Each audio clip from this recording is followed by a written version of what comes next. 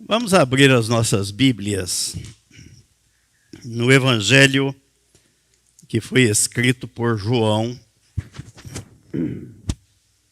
João, capítulo 5, versículo 19. Então lhes falou Jesus: em verdade vos digo, que o Filho nada pode fazer de si mesmo, senão somente aquilo que vir fazer o Pai. Porque tudo o que este fizer, o Filho também semelhantemente o faz. Como é apenas um versículo base da nossa reflexão, vamos ler novamente o versículo.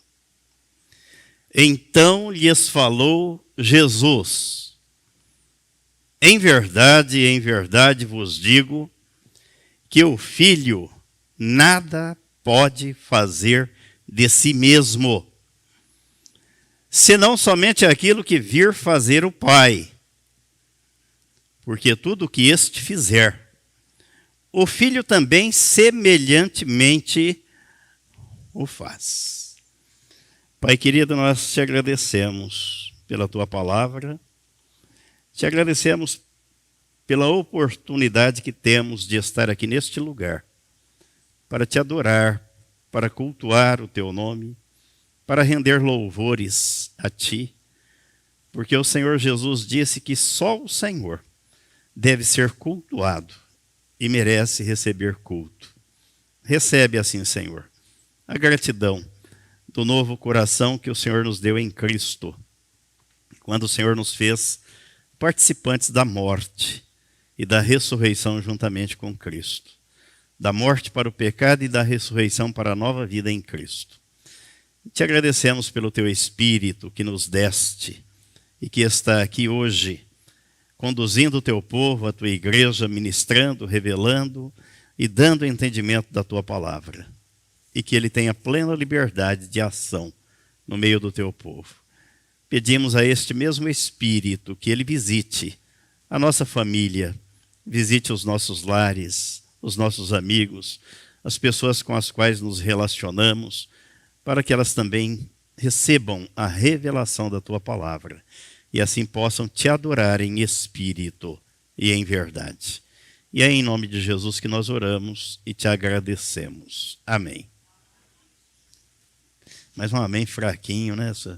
Nem todos respondem, né? Percebe? Tem uns que são de mais, outros de menos, né? Existem grupos, comunidades que se fala amém sem parar. Né? Amém, amém, amém, aleluia, amém. Outros não falam nada. E amém quer dizer assim seja, estou de acordo, a menos que não concordaram com a oração. Aí eu entendo. Aí tudo bem, sem problemas, vamos seguir adiante. Não é? Mas prestar atenção no texto. Então lhes falou Jesus: em verdade vos digo, que o Filho nada pode fazer de si mesmo.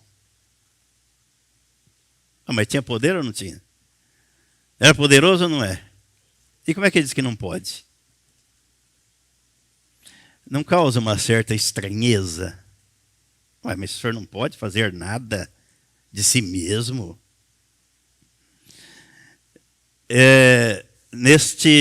No Evangelho escrito por Mateus, no capítulo 28,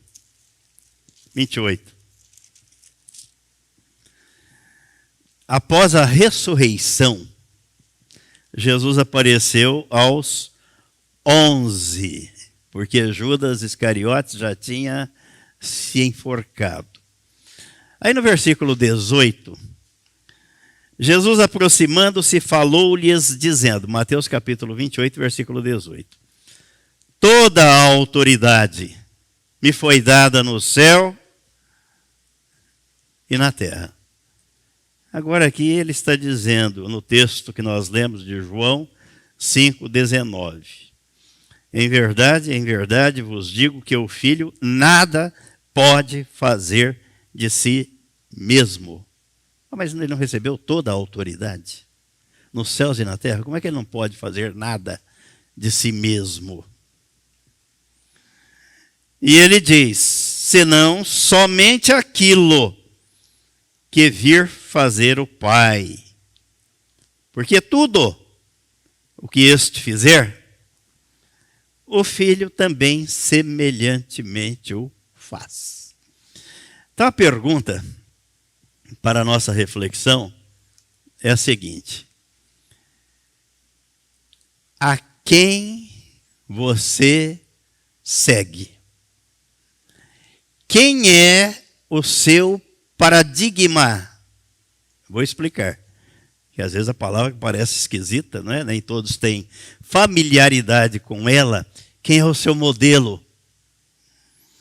Em quem você se espelha? Ou não é isso que está aqui no texto? O Filho nada pode fazer de si mesmo, senão somente aquilo que vir fazer o Pai. Ele está olhando para o Pai, esperando receber do Pai. O Pai é o modelo dele, é o paradigma, é aquele que serve de exemplo, de modelo. Vou fazer o que o meu Pai fizer. Vou fazer o que o meu Pai faz. Vou fazer o que o meu Pai mandar fazer. Está claro até aí? Claro? Isso quer dizer o quê? Está ligado ao assunto, ao tema que temos tratado aqui de manhã, aos domingos pela manhã. Obediência. E como nós lemos o texto de Mateus 28, nós vamos ver agora o texto da carta que o apóstolo Paulo escreveu aos Filipenses, no capítulo 2. No capítulo 2. Filipenses capítulo 2. A partir do versículo 5, o apóstolo Paulo escreveu assim: tende em vós o mesmo sentimento que houve também em Cristo Jesus. Eu preciso saber quais foram os sentimentos que ele teve. Pois ele, subsistindo em forma de Deus, não julgou como usurpação o ser igual a Deus. Ele disse que nada podia fazer de si mesmo, somente aquilo que visse o Pai fazer. Aqui o apóstolo Paulo está dizendo que ele, mesmo sendo Deus encarnado, o Verbo encarnado, a palavra encarnada, não arrogou para si a pretensão, não teve a pretensão de ser igual a Deus, mas de obedecer e fazer somente o que o Pai fazia, o que ele via o Pai fazer. Antes, versículo 7, a si mesmo se esvaziou, assumindo a forma de servo para servir, tornando-se em semelhança de homens, recebeu um corpo humano, porque Deus é espírito.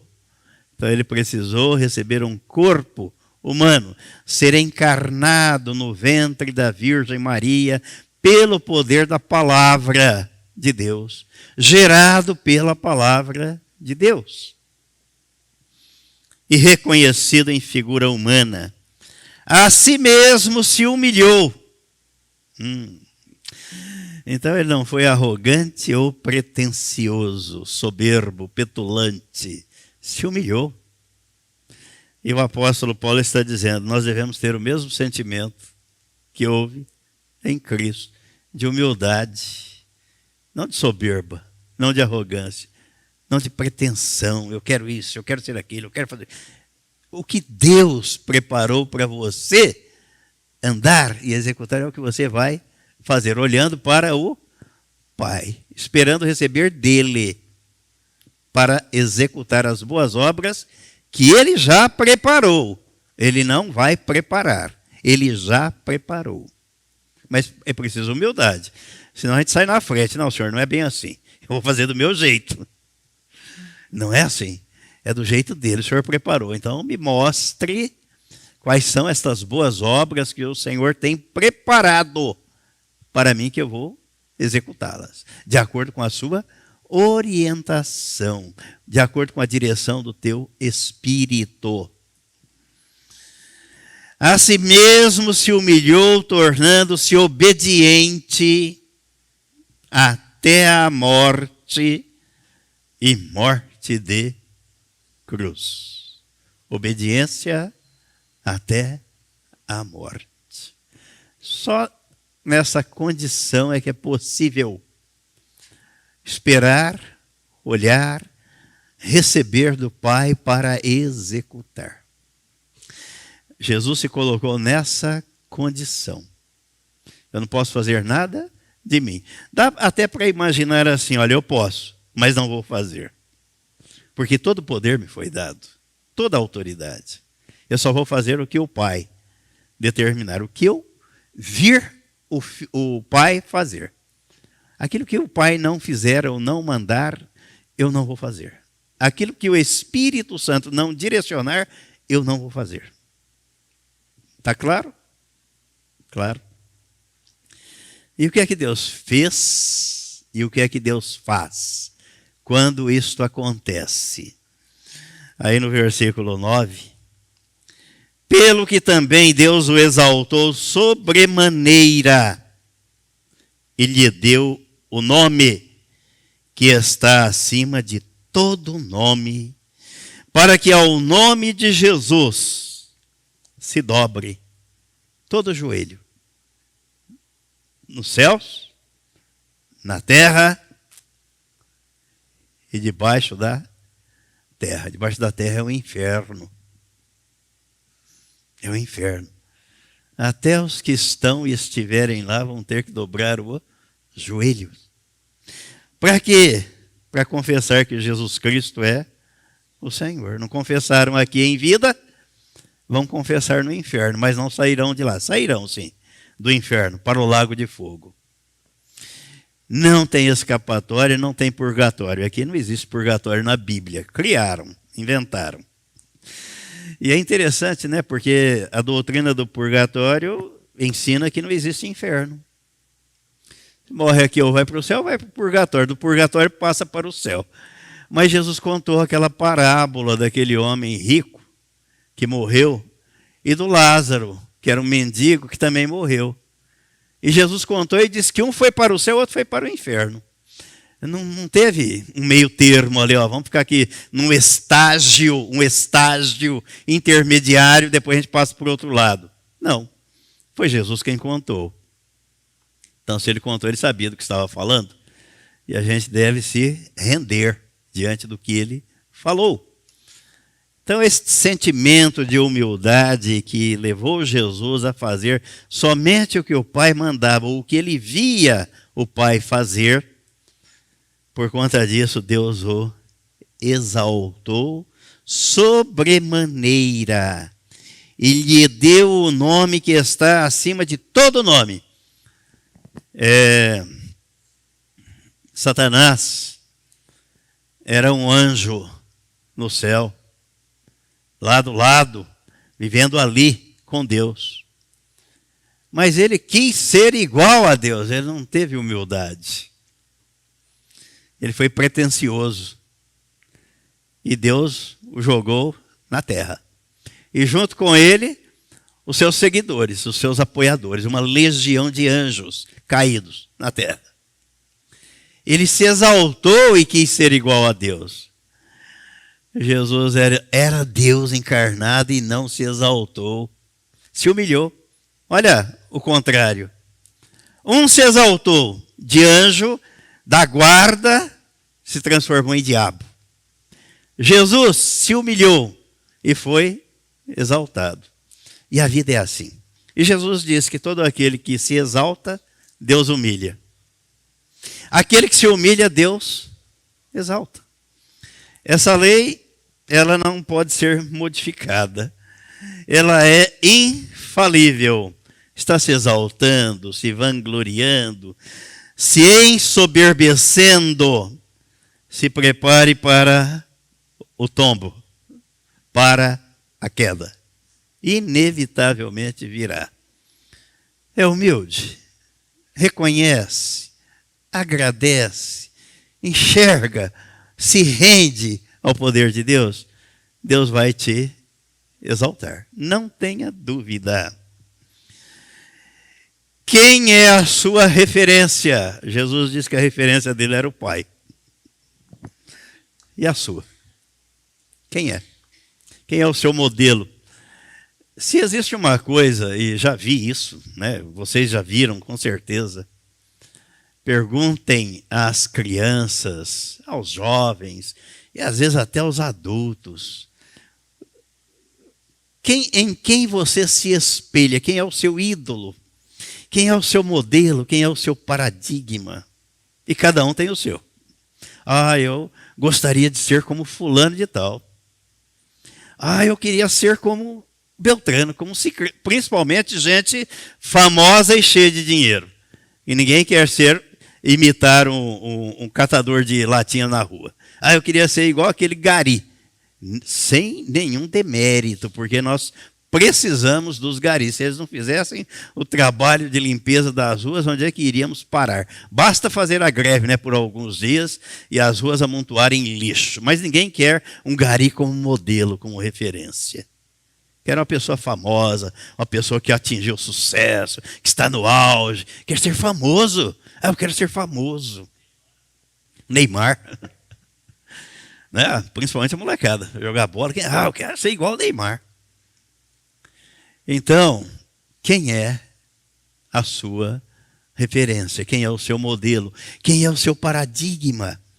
E Jesus está dizendo, olha, eu não faço nada, não posso fazer nada de mim mesmo. Nada. Somente aquilo que vir o Pai fazer. O apóstolo Paulo, quando eu leio esse texto aqui, eu fico pensando, o que é que passou pela cabeça dele quando escreveu isso aqui? Já vou falar.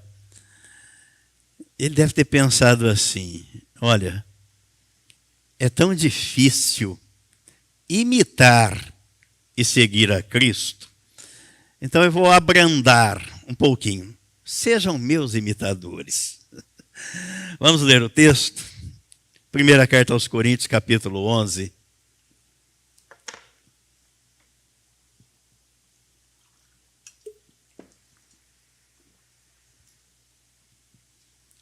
O versículo 1. Sede meus imitadores, como também eu sou de Cristo. Se há um nível muito elevado, um patamar muito alto, para você seguir e imitar, imite a mim. Em outras palavras, o apóstolo Paulo está dizendo, porque eu sou imitador de Cristo. Sede meus imitadores, como também eu sou de Cristo. Vamos pensar o que é que Jesus fez. Como é que ele fez?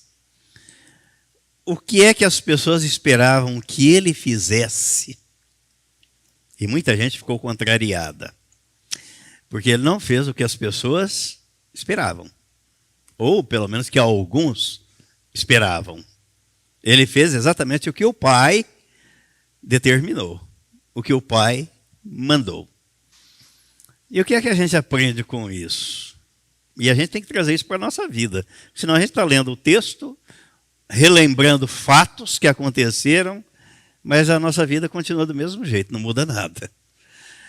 Então, a nossa vida tem que mudar diante daquilo que a gente lê, que a gente ouve, que a gente aprende.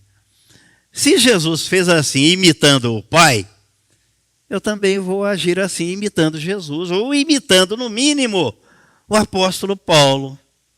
porque a vida dele também mudou. E era um bom religioso, né? Ele escreve na carta aos Gálatas, na carta aos Filipenses, mostrando que não tinha ninguém melhor do que ele no judaísmo. Não havia ninguém. Só que quando ele escreve aos Romanos, no capítulo 10, ele diz: eu estava enganado. Sinceramente enganado. Com toda a minha devoção e dedicação. Por quê? Porque eu estava no caminho errado. Porque o caminho certo é Cristo. Eu persegui os cristãos, consentia na morte deles, em defesa do judaísmo, contra Jesus.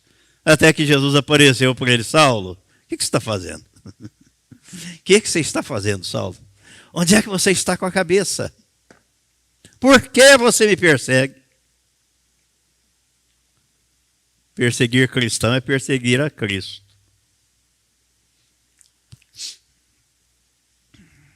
Por que você me persegue?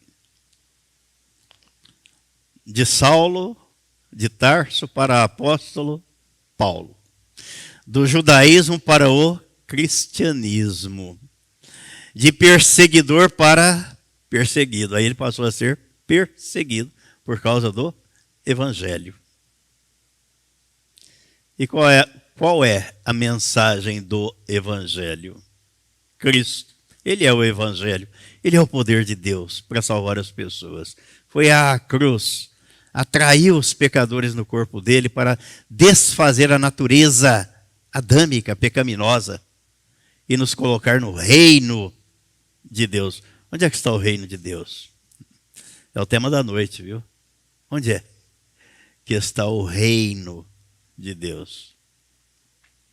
Vão pensando, me tragam um endereço, local, posição. Hoje tem GPS, fica mais fácil. Digita lá, reino de Deus.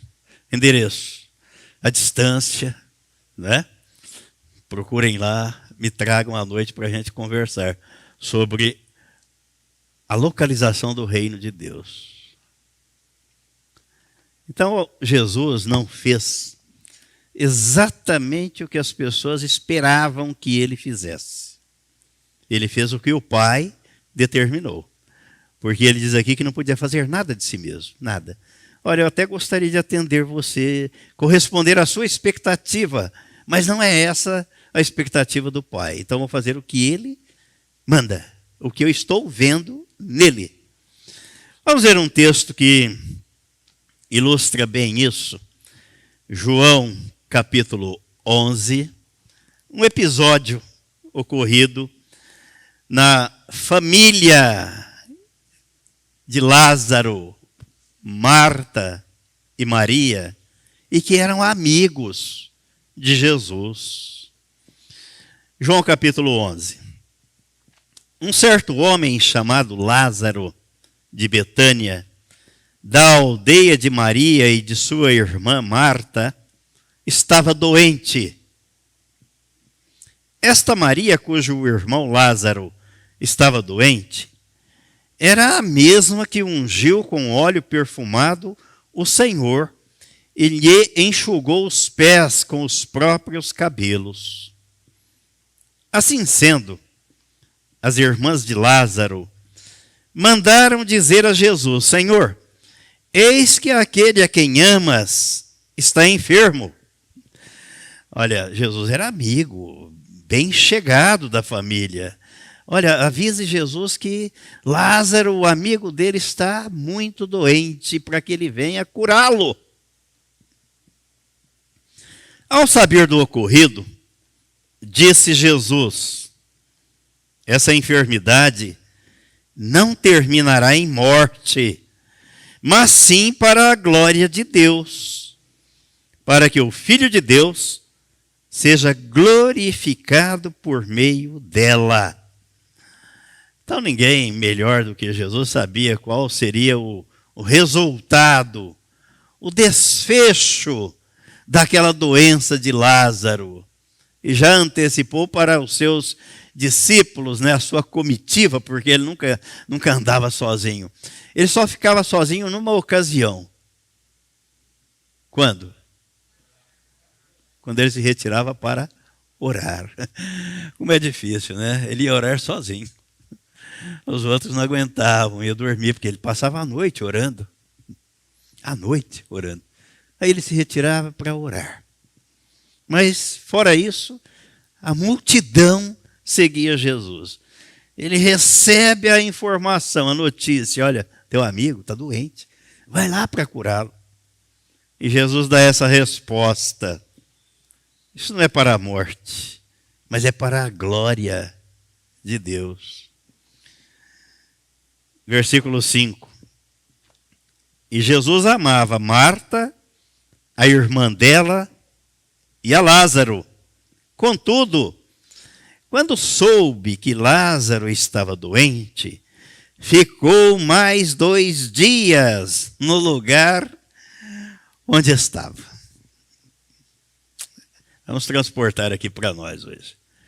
Vamos ver o que é que passou pela cabeça, pela mente dos companheiros, dos amigos, dos discípulos, da multidão que acompanhava Jesus.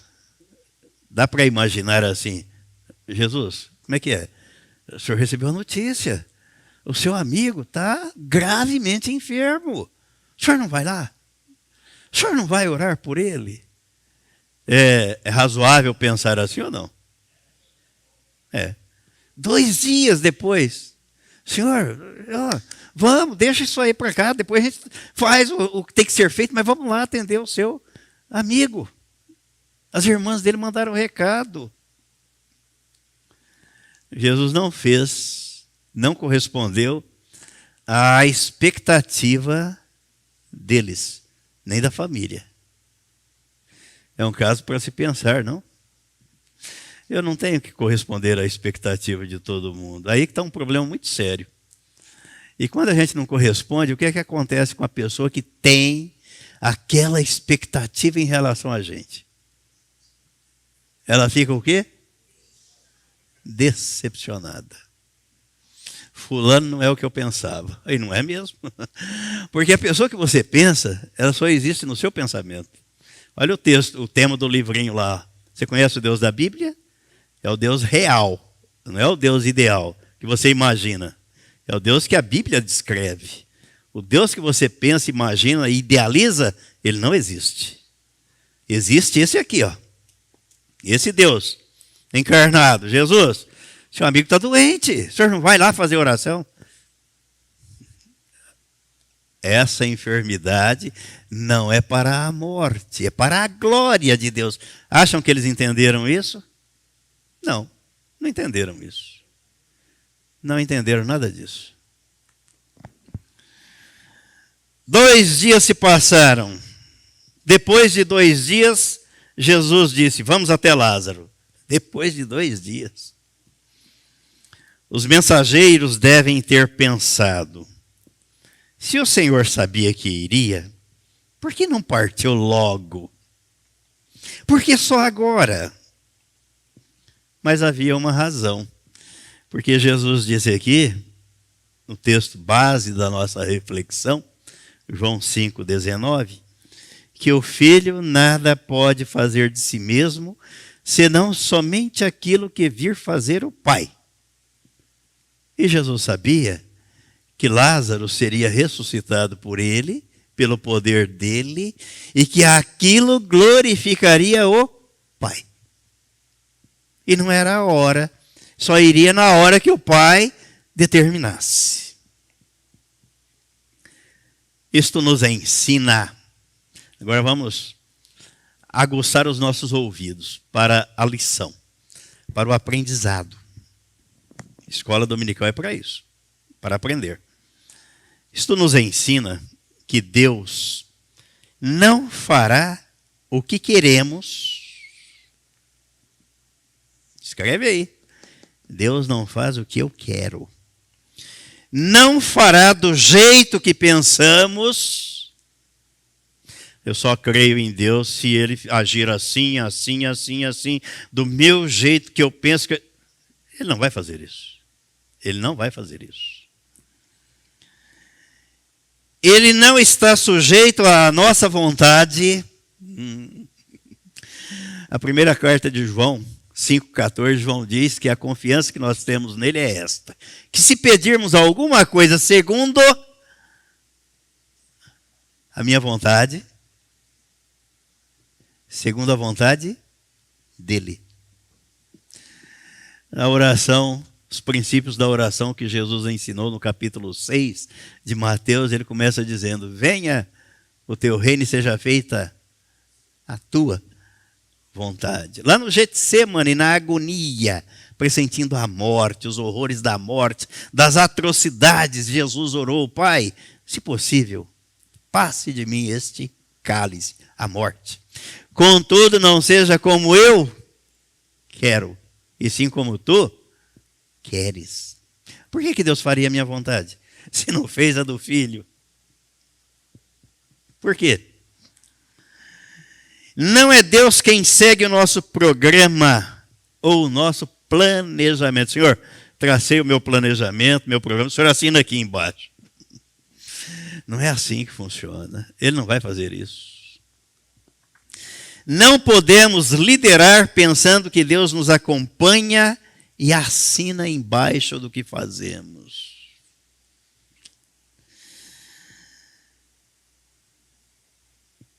Não é Deus quem lidera. Não. É Deus quem lidera. E nós vamos atrás. Jesus diz que as minhas ovelhas ouvem a minha voz e elas me seguem. Não é Jesus que segue. Não é ele que vem atrás. Ele vai na frente. Deus vai à frente. Nós vamos seguindo. E à medida que seguimos, ele vai instruindo. As imagens que vêm à minha mente diante disso é a imagem do Mar Vermelho. Associando com o texto de Efésios 2:10, que Deus preparou tudo, mas deu o primeiro passo. Quando o povo deu o primeiro passo, e olha que Moisés estava clamando a Deus, hein? E Deus responde: mas por que você clama, Moisés? Olha a ação, mais do que a oração, está embutida na oração. Oração, as pessoas não prestam atenção nisso. Ação. Porque se for só a oração, nós vamos viver numa clausura, como muita gente vive aí, numa clausura. Mas vai acontecer um milagre. Não, milagre Deus já fez. Já fez o milagre da vida eterna, do novo nascimento, na cruz. Já fez o milagre de você nascer, porque você concorreu com um punhado de espermatozoides lá e vingou. É um milagre. Você está vivo, respirando, pensando, andando, falando. Milagre. Mas dá o primeiro passo. Ele abre o mar. Se Moisés tivesse insistido só no clamor, e nem era oração, hein? O clamor é muito mais forte, né? Dá para imaginar a tensão de ver o exército atrás. Vamos morrer todo mundo aqui. Saímos de lá do Egito e agora vamos sucumbir aqui neste lugar. Senhor, o senhor não está vendo? Moisés, diga ao povo que marche. Ação. Aí deu o primeiro passo, o mar abriu.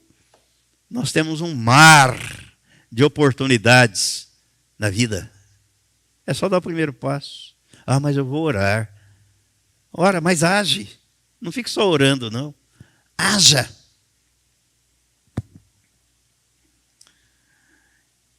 João capítulo 12, no versículo 26. Vamos ver o que aqui Jesus disse. Se alguém me serve, siga-me. E onde eu estou, ali estará também o meu servo. E se alguém me servir, o Pai o honrará. Que coisa fantástica, não? O que está perfeitamente de acordo com o que o apóstolo Paulo escreveu no capítulo 2 da carta aos Filipenses que acabamos de ler. Você serve a Jesus, você segue a Jesus, você vai ser honrado por Deus. Quem é o seu modelo? Quem é o seu paradigma? A quem você segue? Em quem você se espelha? Jesus está dizendo, olha, se alguém me serve, siga-me, e onde eu estou, ali estará também o meu servo. E se alguém me servir, o Pai o honrará. Nós queremos receber honra de quem? Quando seguimos a Jesus, quando servimos, quando seguimos, quando Ele é o nosso paradigma, o nosso modelo, seremos honrados e somos honrados por Deus. Agora, vamos caminhar um pouco mais aqui. O que é seguir, servir e fazer exatamente aquilo que a Bíblia diz que devemos fazer. Pensamos erroneamente que, quando impomos as mãos sobre os enfermos, independentemente da direção do Espírito Santo, estou fazendo por conta. A Bíblia diz que nós devemos orar e impor as mãos sobre os enfermos e eles ficarão curados. Correto? Está escrito. Mas quando nós fazemos isso sem consultar Deus e sem saber se é da vontade de Deus, pensamos que Deus é obrigado a curar e a confirmar a nossa direção, seguindo-a com os seus sinais. Se fosse assim, deveríamos sair por aí esvaziando os hospitais. Cheio de doentes lá. Vamos lá orar e pôr as mãos em todos, e todos levantarão, ficarão curados. Né? Oh, glória a Deus, aqui ó, fecha o hospital, acabou. Ficamos desanimados quando Deus não segue a nossa direção. Mas é a minha direção. Eu perguntei para ele se é da vontade dele que aquela pessoa seja curada, se esse é o método, se é a forma correta, se é assim que ele realmente age e faz parte dos planos dele. Ficamos desanimados quando Deus não segue a nossa direção com as suas curas e os seus milagres. E eles não acontecem. Deus irá curar e realizar milagres, sem dúvida.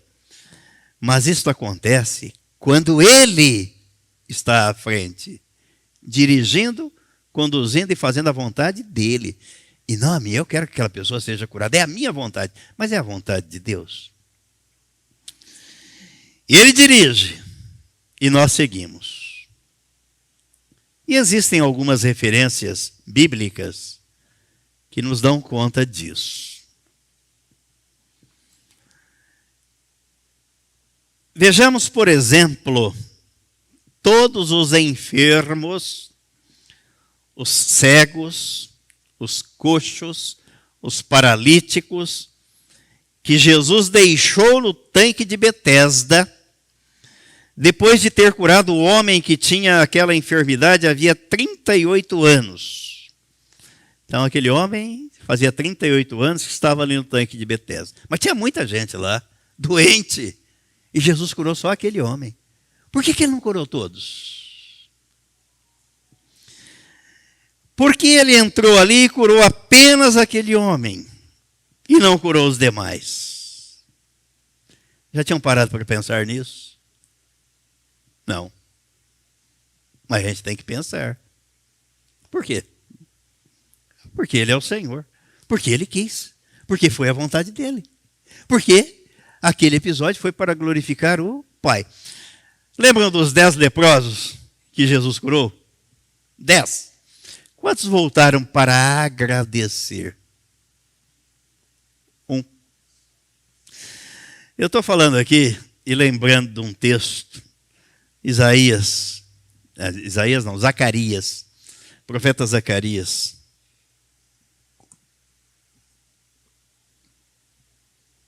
Capítulo 7. No versículo 13. Visto que eu clamei e eles não me ouviram, eles também clamaram. E eu não os ouvi. diz o Senhor dos Exércitos. Alguém tá com o microfone aí? Leva ali para o Márcio, faz favor. A versão da Bíblia dele é a King James. Essa versão aí ela é mais contundente. Por favor, Zacarias capítulo 7, versículo 13. E assim como eles não quiseram ouvir quando eu falei, assim também eu não vou escutar quando eles orarem e clamarem a mim. Sou eu, Yahvé, o Senhor, soberano, quem está falando. Gente, eu há pelo menos uns 15 anos, eu acho que eu falo sobre isso em toda reunião de oração que a gente faz. Todas. Mais de 10 anos, com certeza. Mais de 10. E parece que mesmo assim ainda não caiu a ficha para alguns. Eu lembro aqui, ó, até daquele lado ali onde está sentada a Ana Paula ali, ó. Um rapaz veio numa quarta-feira na reunião de oração aqui. Chegou ali. Vamos fazer os pedidos, vamos. Eu queria que orasse pela minha amiga fulana de tal. Alguém vai lembrar desse episódio, que aconteceu aqui. Eu falei, a sua amiga fulana de tal pediu que você pedisse oração para ela? Não, na verdade ela nem queria que eu viesse à igreja. Lembram? Lembro. Ficou marcado. Ela nem queria que eu viesse. Agora, vamos ser racionais. Vamos ao lado aqui, ó. Vamos deixar o emotivo de cá. Vamos usar aqui. Eu não quero que você vá à igreja. Não quer? Não. Mas eu vou. Eu quero que ore por ela. E Deus vai atender e vai curar ela. Vai? É uma coisa simples. É só a gente pensar um pouco. Olha o que Deus está dizendo através do profeta. Eles não me escutaram. Também, a hora que eles orarem, eu não vou ouvir. O que é que Deus está dizendo lá no profeta Isaías capítulo 1? Quando vocês levantam as mãos, alçam as suas vozes orando, eu fecho os olhos, eu viro o rosto. No capítulo 59, versículos 1 e 2 de Isaías, o pecado separa o homem de Deus. Ele não é surdo, nem está com o braço encolhido para não atender, mas os vossos pecados fazem separação. E a pessoa, não é bem assim não. Deus é pai de todo mundo. Ai, que maravilha, seria o ideal. Mas não é o real. Ele é pai só daqueles que nascem de novo. Nascem, têm um novo nascimento porque creem na sua inclusão no corpo de Cristo. São filhos de Deus. Desses, ele é pai. Desses, ele vai ouvir a oração. Ouvir. E vai atender a cada uma e fazer conforme a vontade dele, não do orador. Eu quero que ore pelo fulano. Fulano tem alguma coisa com Deus, algum relacionamento, pelo menos o temor de Deus no coração dele. Então vai lá e pregue o evangelho para ele, para que ele seja uma nova criatura e Deus vai cuidar dele. O próprio Deus vai cuidar dele. Eu ficar orando por alguém que não quer nada com Deus, não tem nada de Deus. Deus está falando, meu filho, você está perdendo seu tempo, não faça isso. Não faça isso. Jesus está dizendo que só fazia aquilo que ele via o Pai fazer. Lá no tanque de Betesda, ele não curou todos os enfermos, ele curou um só. E quanto ao homem que era coxo desde o ventre da sua mãe, que ficava deitado diariamente na porta do templo. Vamos imaginar o quadro. Jesus passava por ele todas as vezes que entrava no templo, mas não o curou. Senhor, olha a nossa expectativa. Por que o Senhor não cura? Ele não curou. Aquilo iria glorificar o Pai? Ele não atendeu à expectativa, não correspondeu à expectativa do povo, da multidão. Ele agradou ao Pai. Ele fez o que o Pai mandava, orientava, determinava e fazia. Não o que a multidão queria ou esperava que ele fizesse. A gente tem que ser assim. Tem um livrinho bacana aí no mercado, cujo tema é o seguinte: a coragem de dizer não. A coragem de desagradar. Precisa ter coragem. Não. Mas por que não? Eu não vou fazer o que você quer, do jeito que você quer, não posso. Não vou fazer. Não. Ou não deposite em mim tamanha expectativa, porque eu não sou o que você pensa. Eu sou o real, não sou o ideal. Aí as pessoas ficam frustradas, decepcionadas. Mas não é assim? Quantas vezes a gente escuta isso no meio da família? Fulano é um santo, é um anjo de bondade, não é assim? Aí a hora que aquele santo, aquele anjo de bondade contraria a expectativa, vira a cara. Não esperava que fulano fosse assim. Estou decepcionada. Mas não é isso que acontece. Nós depositamos nas pessoas a esperança, a expectativa, idealizamos uma coisa que a pessoa não é. Ninguém é o que a gente espera ou pensa. A pessoa é o que ela é. Aí ou nós convivemos com ela do jeito que ela é, ou nós pulamos fora do barco. Porque gente tóxica faz mal. É o aquário com a água suja onde a gente coloca o peixinho lá dentro, ele vai morrer. As toxinas, as toxicidades matam. Jesus também não ministrava por fórmulas. Se não for assim, eu não creio. Tomé, lembra? A incredulidade de Tomé. Mas se eu não botar a mão lá, se eu não viro os cravos, o sinal, eu não acredito. Jesus cuspiu, fez lodo do pó da terra, impôs as mãos sobre alguns, ou simplesmente curou outros à distância. Ele não agiu da mesma forma, engessado. Um robozinho. Não. Ele está além das nossas expectativas. Ele formou bolas de lama e as colocou nas cavidades oculares de outros, mandando-os procurar os sacerdotes. E até fez uma cura em 2 etapas. Essa para mim foi o máximo. Nunca tinha prestado atenção nisso. Se ele à distância curava, vai, a sua fé te salvou. Vai que o seu criado já está curado. Aquele cego de Betsaida, ele fez o lodo, botou nos olhos dele. Você vê, ele tinha uma visão distorcida. Eu vejo homens como árvores, andando.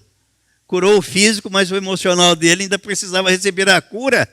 Aí Jesus tocou pela 2ª vez. Agora você está perfeitamente curado. Há muita gente assim, que é curado espiritualmente, recebem a cura. Mas quanta gente? Mas emocionalmente continua doente. Precisa ser tratado. Precisa ser tratado. E não é antibíblico. Aconteceu com aquele cego de Betsaida. E por que Jesus agia assim? Porque ele não estava seguindo uma fórmula. Ele estava fazendo o que via o seu pai fazer. Mas para quem Deus olha? Para quem? Próxima semana, se Ele nos permitir. Ou na próxima oportunidade, falaremos sobre isso. Amém? Amém.